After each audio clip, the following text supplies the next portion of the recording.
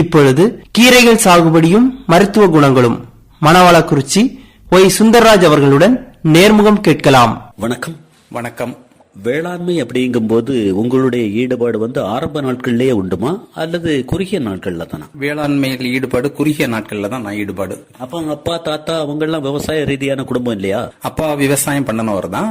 ஆனா நான் படிச்சு வேலை பார்த்தனால அந்த விவசாயத்தில் உள்ள ஈடுபாடு சற்று குறைவாக இருந்தது. ஆனா இப்போ ஒரு சில வருடங்களாக மிக அதிகமான ஈடுபாட்டுடன் இருந்து வருகிறேன். ஒரு பணி ஈடுபாட்டுல இருந்து ஓய்வு பெற்றிருப்பீங்க போல இல்ல தெரியும். ஆசிரியர், தலைமை ஆசிரியராக இருந்து பணியிலிருந்து ஓய்வு பெற்றேன். இப்போது விவசாயத்தில் மிக அதிகமாக ஈடுபட்டு வருகிறேன். தலைமை ஆசிரியர் அப்படிங்கிற பொறுப்புல இருந்தேன் அப்படிங்கிறீங்க. அப்ப அந்த பள்ளியை பசுமையாக்குறதுல உங்களுடைய நாட்டம் கூட இருந்திருக்கலாமே? கட்டாயம் இருந்தது உண்டு. எங்களுடைய பள்ளியிலுடைய கார்டன் எல்லாம் மிக சிறப்பாக நாங்கள் நடத்தி வந்தோம். எனக்கு நாட்டு நலப்பணி திட்டத்தில் திட்ட அலுவலராக நான் பணியாற்றினேன். அந்த அனுபவத்தின்படியும் அந்த கார்டன் சிறப்பாக செயல்பட்டு வருகிறது. நாட்டு நலப்பணி திட்டம் அப்படிங்கிறதும் வேளாண்மையும் ஒப்பிட்டு சொல்லுங்க பாப்போம். பொதுவாக நாட்டு நலப்பணி திட்டம்னா நிறைய பேர் நினைக்கக்கூடியது என்னன்னா நம்முடைய மக்களுக்கு சேவை செய்கிறது, மண்வெட்டி எடுத்தோம் கல் மண் வேலை செய்கிறது அப்படின்னு. ஆனா இப்பொழுது நல்ல ஒரு சமுதாயத்தை உருவாக்க வேண்டும். கிராம சாலைகள் போடுவது, கிராம சாலைகளுக்கு அருகில் மரக்கன்றுகளை நடுவது. கன்னியாகுமரி மாவட்டத்தில் நாங்கள் பல்வேறு பள்ளிகளில் உள்ள நாட்டு நலப்பணி திட்ட அலுவலர்கள் சேர்ந்து அந்தந்த பள்ளிகளுக்கு அருகாமையில் உள்ள கிராமங்களில் நாங்கள் சிறப்பு முகாம் நடத்தி இருக்கிறோம். அந்த பகுதிகளிலும் மரங்களை நட்டு சாலைகளை அமைத்து இப்படிப்பட்ட பல பணிகளை நாங்கள் செய்தோம். இயற்கை விவசாயம், நஞ்சில்லா விவசாயம் அப்படிங்கிற ரொம்ப ஈடுபாட்டோடு செய்யற இதுக்கு உங்களுக்கு வழிகாட்டின யாரு? நான் பணியில் இருந்து ஓய்வு பெறக்கூடிய அதே காலகட்டத்தில் அக்ரி கிளப் ஆஃப் இந்தியா என்று கன்னியாகுமரி மாவட்டத்தில் ஒரு நிறுவனம் செயல்பட்டு வருகிறது. 1-2 நாட்கள் நான் போய் பார்த்தேன், அதில் சேர்ந்தேன். இப்பொழுது அதனில் உள்ள செயல்பாடு என்னை மிக அதிகமாக கவர்ந்தது. அப்படி ஒரு பயிற்சி முகாமில் கலந்துகிட்டேன். அங்க சொன்ன கருத்துக்கள் என்னை ஒரு ஈர்ப்போடி உள்ளுக்கு கொண்டு வந்ததுங்கிறீங்களா? அந்த கருத்து என்ன, ரகசியமா சொல்லலாமா? இயற்கை விவசாயம், அதற்கு தான் அதிக முக்கியத்துவம் கொடுக்கின்றார்கள். நஞ்சில்லா விவசாயம். பல்வேறு இடங்களில் உள்ள விவசாய கார்டன்ஸ் எங்களை பார்ப்பதற்கு அனுமதித்தார்கள். அந்த இடத்துல பார்க்கக்கூடிய நேரம் நஞ்சில்லா விவசாயம் மிக சிறப்பாக செயல்பட்டு வருகிறது. நம்முடைய வீட்டிற்கு தேவையான காய்கள் மிக அதிகமான அளவுக்கு நம்மால் உற்பத்தி செய்ய முடியும் என்று அதை பார்த்த உடனே எங்களுக்கு அது தோன்றியது. மரங்கள் பல வகைகள் கூட பார்த்த உடனே அதை என்னுடைய கிராமத்துல என்னுடைய வீட்லயும் கூட செயல்படுத்தி இருக்கிறேன் அப்படிங்கிற மாதிரி ஏதாவது? 2 மாதத்திற்கு முன்பாக கருங்கல் பகுதியில் உள்ள ஒருவர் தோட்டத்தை பார்ப்பதற்கான அக்ரி கிளப் மூலமாக எங்களுக்கு ஒரு வாய்ப்பு கிடைத்தது. அதனில் அவர் ஒரு பலா மரம் ஒன்று வைத்திருந்தார். அந்த பலா மரம் அவர் சொன்னது என்னவென்றால் 1 அல்லது 1.5 வருடத்தில் அது காய் பலனை தரும். அது மட்டுமல்ல 10 அடி உயரம் தான் அந்த மரம் வளரும். உடனே நமக்கு தேவையான காய்கள் கிடைக்கிறது என்று கூறினார். உடனடியாக எங்களில் பல பேர் அந்த மரக்கன்றுகளை வாங்கி கொண்டு நாங்கள் எங்களுடைய இல்லங்களில் நாங்கள் நட்டு வருகின்றோம். அந்த மாதிரி அவர் சொன்ன உடனே அதை நிரூபிக்கிற மாதிரி அவருடைய மரத்துல கூட அந்த மாதிரி காய்கள்ல நிறைய வந்திருக்குதா? ஒரு பலாமரம் அப்படின்னு சொன்னா ஒரு 4 சென்ட் 5 சென்ட் முழுங்குற மாதிரியான பாரம்பரிய ரகங்கள் இருக்கிறதா நான் கேள்விப்பட்டிருக்கிறேன். இதனுடைய சிறப்பு என்ன? அவர் அவருடைய தோட்டம் சற்று பெரிதான தோட்டம் தான். ஆனா அந்த இடத்துல அந்த பலாமரம் மிக குறைவான இடத்தை தான் அடைத்துக் கொள்கிறது. ஆனால் அதிகமான காய்கள், சின்ன காய்கள், நல்ல சுவையான காய்கள். எங்களுக்கு அந்த இடத்துல சுவைச்சு பாத்தீங்களா? அவர் எங்களுக்கு ஒரு பலா பழத்தை வெட்டி எங்களுக்கு ஆளுக்கு ஒரு சுளையும் தந்தாங்க. மிகவும் நன்றாக இருந்தது. இதை நீங்கள் பயிர் செய்தால் 1.5 வருடத்துக்குள்ளாக உங்களுக்கு பலன் கிடைக்கும் அப்படின்னு சொன்னாரு. சரி, அப்படி சொல்லக்கூடிய ஒரு நிலையில அது நடுமுறை, உரம் கொடுத்தல், இதுல எல்லாம் என்ன நுட்பத்தை கையாளணும்னாங்க? அந்த ஆள் என்ன சொன்னாருன்னா 2 அடி நீளம், 2 அடி அகலம், 2 அடி ஆழம் என்கின்ற அளவுக்கு ஒரு குழியை எடுக்க வேண்டும். நீங்கள் உடனடியாக உரம் ஒன்றும் இடக்கூடாது. அந்த கண்டை அதில் நட்டு ஒழுங்காக தண்ணீர் விட வேண்டும். 1-2 வாரங்கள் கழிந்த பிறகு நீங்கள் உரங்கள் போடலாம் என்று கூறினார். அதே மாதிரி 2 அடி அளவில் அதை ஒரு குழியை எடுத்து அந்த மரத்தை நட்டிருக்கிறேன். அதில் இப்பொழுது நாங்கள் தொழு உரம், சாம்பல் போன்றவைகளை கொடுத்திருக்கின்றோம். அது நன்றாக வளர்ந்து வருகிறது. தண்ணீரும் வேண்டும், வெயிலும் வேண்டும். அது நாங்கள் நட்ட பிறகு நல்லபடியாக அதனுடைய வளர்ச்சியை எங்களால் காண முடிகிறது. உங்களை பத்தி கூட கேள்விப்பட்டோம், கீரை சாகுபடி அப்படிங்கிறையில என்னென்ன மாதிரியான கீரைகள் போட்டிருக்கீங்க? கீரைகளை பொறுத்தவரையில் எங்களுடைய பகுதிகளில் மிக அதிகமாக கிடைக்கப்படுகின்ற கீரை சிவப்பு கீரை. ஆனால் சிவப்பு கீரை, பச்சை கீரை இந்த 2 கீரை வகைகளையும் நான் பயிர் செய்து வருகின்றேன். அப்ப தண்டு கீரையா? தண்டு கீரை மண்வெட்டி வைத்து அதை கொத்தி சீரமைத்து கீரை வகைகள் பயிரிடப்பட்டுள்ளது. உரத்துக்காக என்ன பண்ணீங்க? கால்நடை வளர்ப்பு அப்படிங்கிறது முக்கியமா இருந்தா தானே கணிசமான மகசூலுக்கு வாய்ப்பு இருக்கு. அதுக்காக நீங்க மேற்கொண்ட அணுகுமுறைகள்? தொழு உரம் எங்களுடைய பக்கத்தில் இருந்து கிடைக்கும். தொழு உரம், சாம்பல், இலை மக்கு ஆகியவற்றின் மூலமாகத்தான் அதிகமாக கீரைகளை பயிரிட்டு வருகின்றோம். என்ன காரணம்? பச்சை கீரை, சிவப்பு கீரை அப்படிங்கிற ஒரு அளவோடு நிறுத்திக்கிட்டேல பொன்னாங்கண்ணி கீரைங்கிறாங்க, பசலை கீரைங்கிறாங்க, வல்லார கீரைங்கிறாங்க, ஏகப்பட்ட கீரைகளை அடுக்கக்கூடிய ஒரு நிலையில இந்த 2 கீரையில இவ்வளவு மோகம் என்னத்துக்கு? எனக்கு என்ன தோன்றியது என்றால், விதவிதமான கீரைகளை வைப்பதை விட இந்த 2 கீரைகளும் அதிக அளவில் வைத்தால் நல்லா இருக்கும் என்கின்ற எண்ணத்தில் தான் இந்த 2 விதமான கீரைகளை மட்டும் நான் தேர்வு செய்தேன். சரி, கீரை வச்சிருக்கீங்க அப்படிங்கும் போது விதைய என்ன மாதிரி வீசி விட்டு கீரையை வளர்த்தலா, அல்லது ஒரு இடத்துல நாத்து மாதிரி பாவி அந்த கண்ணுகளை பிடுங்கி பிடுங்கி நடுறதுல? அந்த விதைகளை விதைத்து அது கண்ணு வந்த பிறகுதான் அவற்றை பிடுங்கி, நெருக்கமாக இல்லாவிட்டாலும் அந்த வித்து பாவன பிறகு கட்டாயம் அதை பிடுங்கிதான் நட வேண்டும். அப்படிதான் அதனுடைய மகசூல் நன்றாக இருக்கும். இன்னைக்கு ஒரு அறுவடை வருது அப்படின்னா 10 நாள் கழிச்சு ஒரு அறுவடை, 20 நாள் கழிச்சு ஒரு அறுவடை, அந்த மாதிரி ஒரு நிலையில தான் நட்டிருப்பீங்க போல் இருக்க. ஆமா, தொடர்ச்சியாக கிடைக்கக்கூடிய அளவில் தான் நாங்கள் அந்த வித்துக்களை இட்டு நாங்கள் அதனுடைய அறுவடையை பெற்று வருகின்றோம். சரி, உரம் கொடுத்தல், மேல்நிலையில தண்ணீர் கொடுத்தல், அந்த முறையை சொல்லுங்க. கீரைக்கு என்ன மாதிரியான ஒரு அமைப்பு ரீதியா கீரைக்கு தண்ணீர் பாய்ச்சறீங்க? முதலில் அந்த பயிர் வளரக்கூடிய நேரத்தில் முதல்ல 3 நாட்கள் முற்றிலுமாக வெயில் படக்கூடாது, நிழல் மட்டும்தான் இருக்க வேண்டும். இது விதைச்சு வந்த பிறகு. அதுக்கு பிறகு அதுக்கு ஒரு மூடாக்க மாதிரி ஏதாவது கொடுப்பீங்களா? வெயிலினுடைய தாக்கம் இல்லாம இருக்க? வெயிலுடைய தாக்கம் இல்லாத அளவுக்கு மேல் பகுதியில் நாங்கள் ஓலை வைத்து எல்லாம் சில மறைவுகளை கொடுக்க வேண்டும். 3 நாட்கள் வெயில் சுத்தமாக படக்கூடாது. 3 நாட்களுக்கு பிறகு பாதி நாள் வெயில் படலாம்.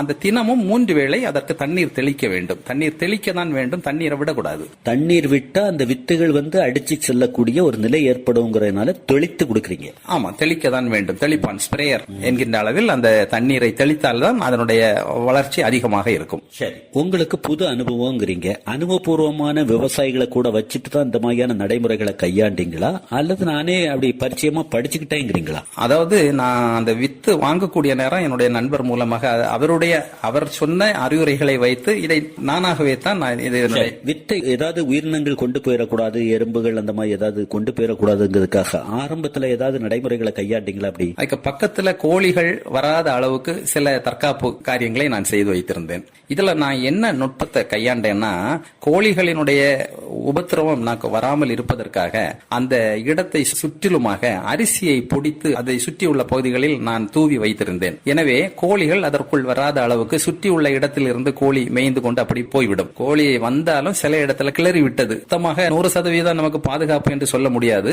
கோழி கிளறி விட்ட இடங்களிலும் நான் உடனடியாக சின்ன தைகளை வைத்து அதில் நட்டு விட்டேன். கீரை மட்டும்தானா, அல்ல சுற்றில ஏதாவது மரவகைகள் வச்சு அந்த மாதிரியான ஒரு நிலையும் இருக்குதுங்கிறீங்களா? அப்பா காலத்தில இருந்தே ஒரு முக்கியமா நாங்க பயிர் செய்து வருகின்ற ஒரு கீரை முருங்கை கீரை. என்னுடைய வீட்டை சுற்றி பல முருங்கை மரங்களை நாங்கள் நட்டிருக்கிறோம். மிக சிறப்பான அளவு, மிக அதிகமான அளவு காய்கள் முருங்கைக்கீரை எங்களுக்கு கிடைத்து வருகிறது. ஒவ்வொரு வருடத்திற்கு 2 சீசனில் முருங்கைக்காய் காய்க்கிறது. உங்க மண்ணினுடைய அமைப்பை சொல்லுங்க. வீடு சார்ந்த மண்ணு. எங்கள் வீட்டை சுற்றி நான் அந்த முருங்கை மரத்திற்கு எந்த விதமான உரங்களையும் நான் அதிகமாக இடுவது கிடையாது. மரம் வச்சு விட்டதோடு சரி, மரம் வைத்து விட்டதோடு சரி, செழிப்பா இருக்குது. மிக அதிகமான முருங்கை மரம் எங்கள் வீட்டை சுற்றி இருக்கின்றது. என்ன அதிகமான அளவு காய்க்கிறது என்று எங்களுக்கே தோன்றுகிறது. அந்த அளவுக்கு மிக அதிகமான காய் பலன்கள் எங்கள் இல்லத்தை சுற்றியுள்ள முருங்கை மரத்திலிருந்து எங்களுக்கு கிடைத்துக் கொண்டிருக்கிறது. சரி, நீங்க இப்படி சொல்றீங்க. ஆனா நிறைய பேரு நான் முருகைய வச்சிருக்கேன், தழுப்பு வருது, அதை விட்டு மேல எழும்ப மாட்டேங்க அப்படின்னு சொல்றாங்களா? அதுக்கு என்ன காரணம்? இதே நிறைய இடங்கள்ல முருங்கை மரம் காய்க்கவில்லை என்றும் கூறுகின்றார்கள். அதற்கு மண் பரிசோதனை செய்ய வேண்டும், தண்ணீர் பரிசோதனை செய்ய வேண்டும். பொதுவாக கூறுவார்கள், முருங்கை நன்றாக காய்க்க வேண்டும் என்றால் சாலை ஓரங்களில் அந்த மரத்தை நட்டால் அதிகமான அளவு காய் பலன் கிடைக்கும் என்று கூறுவார்கள். என்ன சார் இது? ஆனா இதே கருத்தை நிறைய பேர் சொல்றாங்க. சத்தம் கேட்டுக்கிட்டே இருக்கணும், அப்போ முருங்கை காய்க்கும். அதெல்லாம் நடைமுறையில உங்க அனுபவபூர்வமா உண்மையா? உண்மையாகத்தான் இருக்கிறது. என்னுடைய வீடும் ரோட்டு ஓரத்தில் தான் இருக்கிறது. சத்தம் கேட்டு பொதுவாக அந்த டஸ்ட் படுகிற போது முருங்கை அதிகமாக காய்க்கும் என்று சொல்லுகிறார்கள். அதை நான் அனுபவபூர்வமாக நான் அனுபவித்து வருகிறேன். சரி, வீட்டை சுத்தி முருங்கைங்கிறீங்க, முருங்கையில கூட மசுக்குட்டி அப்படிங்கிற மாதிரி கிராமத்து பாசையில ஒரு பூச்சி சொல்லுவாங்களே, அந்த மாதிரி அனுபவம் உங்களுக்கு ஏற்பட்டிருக்கா? அப்படி மசுக்குட்டி என்கின்ற அனுபவம் ஏற்பட்டிருக்கிறது. அது எப்படி 1-2 முறை நான் மசுக்குட்டியை பார்த்தும் போது தீ வைத்திருக்கிறேன்.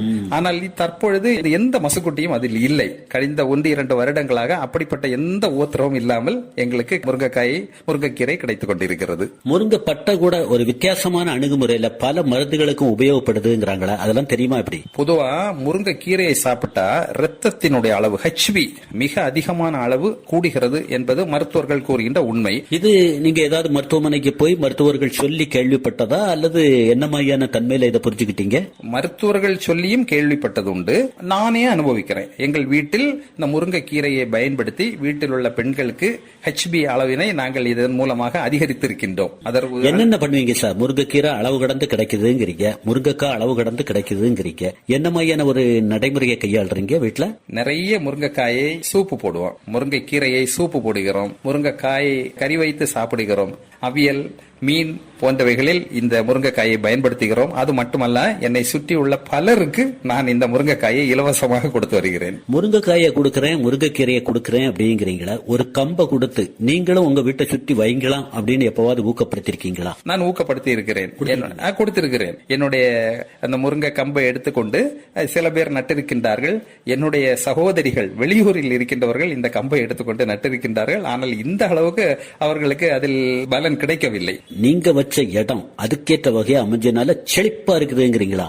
கட்டாயம். எங்க அப்பா எனக்கு கொடுத்த இடம், இந்த இடத்தில் நாங்கள் நட்ட மரம், அந்த மண் நல்ல வளமை உள்ள முருங்கைக்கு ஏற்ற வளம் அந்த இடத்தில் இருக்கிறது. அப்ப இந்த பக்கமா யாராவது அப்படி தெருவோரமா போனாலும் கூட ஒரு பார்வை மரத்தை பார்த்துட்டு தான் போவாங்க போல் இருக்க. கட்டாயம் மரத்தை பார்த்துட்டு தான் போறாங்க. அந்த அளவுக்கு அதில் காய் பலன் இருக்கிறது. சிவப்பு கீரை, பச்சைக்கீரை அதுல நாட்டம் காட்டக்கூடிய நீங்க அதுல கொடுக்கக்கூடிய அளவுக்கு ஒரு உழைப்ப கொடுக்காட்டாலும் கூட அதை விட கூடுதல் வருவாய் இதுல கிடைக்கும் போது இல்ல தெரியும். கட்டாயம் அதில் நாம் உழைப்பு கொடுத்தல் தான் பலனை அடைய வேண்டும். இதில் எந்த உழைப்பும் இல்லாமல் அதிகமாக அளவு பலன் இதில் கிடைக்கிறது. முன்னால எல்லாம் பார்த்தோம் அப்படின்னா கீரைத்தண்டு அப்படின்னு சொன்னா 4 தண்டு 5 தண்டு கட்டி 10 ரூபா அப்படின்னு வித்த ஒரு நிலையில இன்னைக்கு சில விவசாயிகள் ஒரு தண்டே 15 ரூபாய்க்கு விற்கக்கூடிய அளவுக்கு ரொம்ப திறனா நல்ல திடகாத்திரமா நல்ல செழிப்பா கொண்டு வராங்களே, உங்களுடைய அணுகுமுறை எப்படி? ஆனால் இன்று விலைகளை பார்க்கும் போது வேலை கூலி எல்லாம் மிக அதிகமாக காணப்படுகிறது.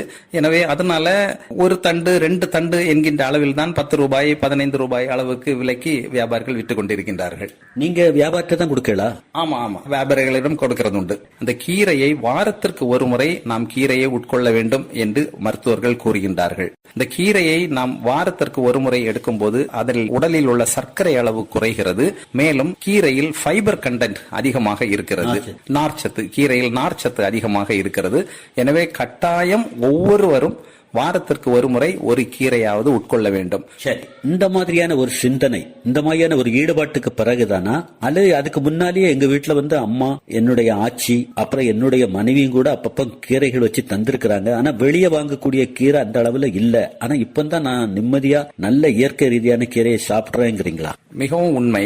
வாங்கக்கூடிய கீரை எந்த அளவு கீரை வாங்கி இருக்கிறோம், வாங்கி இருக்கிற கீரையில எந்த அளவுக்கு உரம் போட்டிருக்கிறார்கள் என்பது நமக்கு தெரியாது.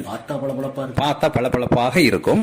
ஆனால் நாம் நட்டு வளர்த்த கீரை இயற்கையான உரங்களை வைத்து கீரையை வைத்து சாகுபடி செய்து அதை நாம் கறியில் சேர்த்தால் கட்டாயம் அதிகமான சத்து அதில் இருக்கிறது. நீங்க சத்து அப்படின்னு சொல்றத பார்த்தா சிவப்பு கீரையில அதிக சத்துங்கிறீங்களா, அல்ல பச்சை கீரையா?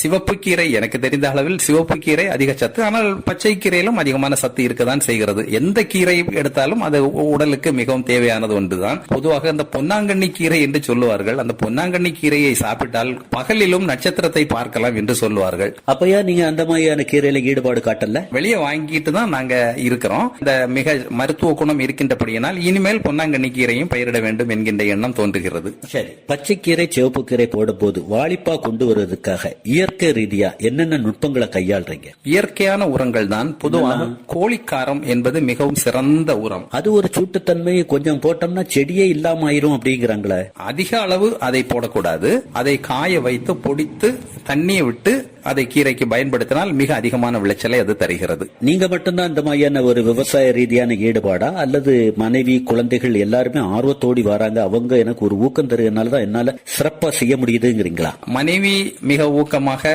ஒரு ஆர்வத்தை தூண்டுகிறார். அது எனக்கு மிகவும் ஒரு பிரயோஜனமான ஒன்று இருக்கின்றபடியினால் இன்னும் அதிகமான அளவு அதில் என்னால் ஈடுபட முடிகிறது. சரி, அவங்க பெண்மணியா இருக்காங்க, வந்த இடத்துல அவங்க என்ன பண்ணுவாங்க? அந்த இடத்துல களைகளை பிடுங்குவார்கள், தண்ணீர் தெளிப்பார்கள், கீரையை கட்டுவார்கள். அப்படிப்பட்ட உதவிகளை செய்வதனால் அதிகமான பயிர்களை செய்ய முடிகிறது. அப்புறம் கீரையை பொறுத்த அளவுல சிவப்பு கீரை, பச்சை கீரை நோய் தாக்குதல் உண்டா, பூச்சி தாக்குதல் உண்டா? உங்க அனுபவபூர்வமா என்ன பார்த்திருக்கீங்க? கட்டாயம் பூச்சி தாக்குதல் காணப்படுகிறது.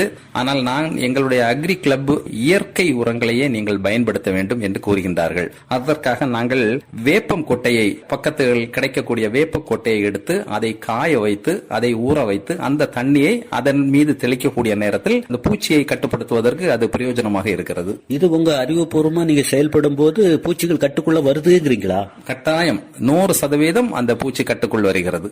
சின்ன சின்ன ஓட்டைகள் இருந்தாலும் நல்ல கீரை, இயற்கையான உரங்களின் மூலம் கிடைக்கப்படுகின்ற கீரை நல்ல கீரையாக இருக்கிறது. சரி, இப்ப ஓய்வுக்கு பின்னால இந்த மாதிரியான ஒரு செய்கிய பிறர் உங்களை பார்க்கும்போது உங்களை ஒத்த நபர்கள் என்ன சொல்றாங்க? கை நிறைய சம்பாதிச்சாச்சு, ஓய்வு எடுக்க வேண்டியதானே அப்படின்னு சொல்றாங்களா? அல்ல அவங்களையும் இந்த மாதிரி செய்யுங்க, உடலுக்கு நல்லது, நான் திடகாத்திரமா இருக்கேன், மன நிம்மதியோடு இருக்கேன், வலுவா இருக்கேன் அப்படின்னு அறிவுறுத்தல் கொடுக்கீங்களா? என்னுடைய சில நண்பர்கள் ஓய்வு பெற்ற பிறகு நீங்கள் இந்த அக்ரி கிளப்ல இருக்கிறீங்க, அப்படி அக்ரி கிளப்ல இருக்கிறவங்க கட்டாயம் நிறைய விவசாயம் பண்ணணும் அப்படின்னு என்கிட்ட சொல்றது உண்டு. ஒரு விளையாட்டுத்தனமாக சொன்னாலும் அது உண்மையாக நான் அதை எண்ணுகிறேன். எனவே நானும் அதை உண்மையாக எடுத்துக்கொண்டு நான் சில காரியங்களை அதிகமாக இப்பொழுது செய்து வருகிறேன். என்னுடைய நண்பர்கள் இடத்திலும் நீங்கள் விவசாயத்தில் ஈடுபடுங்கள், உங்களுக்கு நல்ல ஒரு டைம் பாசிங் என்கின்ற அளவில் அவர்களுக்கும் நான் ஆலோசனை சொல்லி வருகின்றேன். அடுக்கடுக்க பல தகவல்களை சொல்லி விழிப்படை செய்திருக்கீங்க. எல்லாரையும் வேலையே இல்ல அப்படின்னு இருக்கக்கூடியவங்க அவங்களும் வசதியாக முடியும் அப்படிங்கிற மாதிரி கருத்தை பதிவிட்டு இருக்கீங்க. உங்களுக்கு குமரி பண்பலை சார்பாக மனமார்ந்த நன்றி.